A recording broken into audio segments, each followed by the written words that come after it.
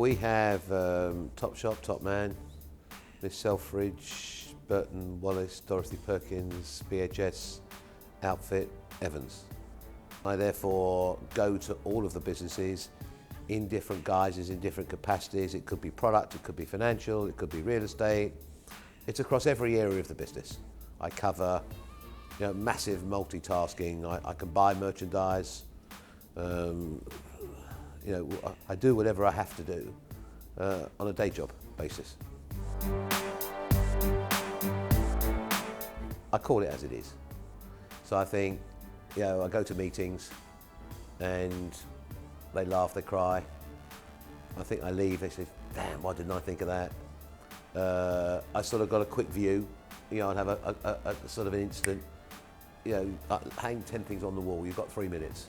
I've got a view, and I think you have to have an opinion. When I am interviewing people from our academy, everybody wants to be a buyer, so you can't learn to be a buyer. You either are or you aren't. You can't suddenly figure it out. You either know that's a good print or you don't. And therefore walking in the room, and I do this, and sort of go and pick that up off the rail, and they show me something, I said, go and buy 50,000 of that. It's different. You've got to wake up in the morning, and you've got to you've got to love what you do. If you don't love what you do, and therefore that doesn't in itself motivate you, and it isn't going to work. So my first piece is, don't do something that you're actually not engaged with. Now, you might start with something, then you have to move and do something else. So the first part for me is, you're excited to get out of bed. When you start out with the initial work experience, try and get as broader experience across as many areas of your particular chosen subject place. So, you're actually, you're the inquisitor. You're asking questions, you're engaged with the people you're working with. So as you're going home and you start to form a view.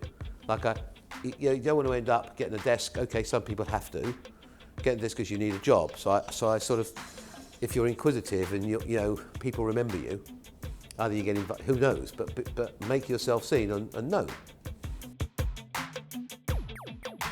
I think if you don't understand, which a lot of people don't do, then ask. Sort of you're doing something, don't just be a robot.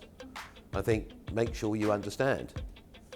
And if there's a particular area of the business you really want to know about, then go and properly find out about it. You can't run fast if you can't run. Sort of if that's a simplified way of, right? So the guy that's doing the marathon isn't going to win the 100 metres and vice versa. So I think stick to your knitting. If you get that moment of an opportunity, grasp it, and run with it. And I always say, sort of, there's 20 people sitting around my table. An opportunity sells by the room. Half the people weren't even awake. Of the other half, they can't make a decision. So if you happen to be in that moment, say yes, because at least you're in the game. And again, when I go to our academy and I talk sort of once or twice a year there, and we do a question and answer with the kids, maybe 200-300 kids, and I always pick out something, they're talking to me. I said, so, what's your name? She said, oh, Janet. I said, so do you think you can win the lottery on Saturday, Janet? Sort of quizzically sort of looks at me and said, not really sure, sir. You'll do me a favour, buy a ticket. The last 3 companies we've owned have had about 100,000 people. I'd never been in the, people sort of seeing this will say, how does this work? I'd never been in the buildings. I didn't know any of the people. They'd not worked for me before. Sort of followed this, a few numbers. People have got to trust you. People have got to believe you. You've got to be believable. If you're telling them nonsense, you soon get found out. And therefore, hopefully people stay with you, follow you, they enjoy it, they like the entrepreneurial spirit. You give them freedom to operate, to run. I'm on it. I'm on my game. If I don't know about something, I phone somebody that does. I'm not a guesser. As I used to say, I'm an educated guesser. Right? So, I go and get myself educated on that subject. Or I just say it's not for me.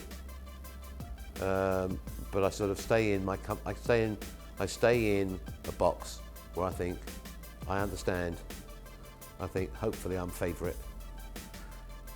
You know, if I'm going to run the 100 metres, I want to make sure the 5 guys next to me are looking at them at least, don't look like they can run faster.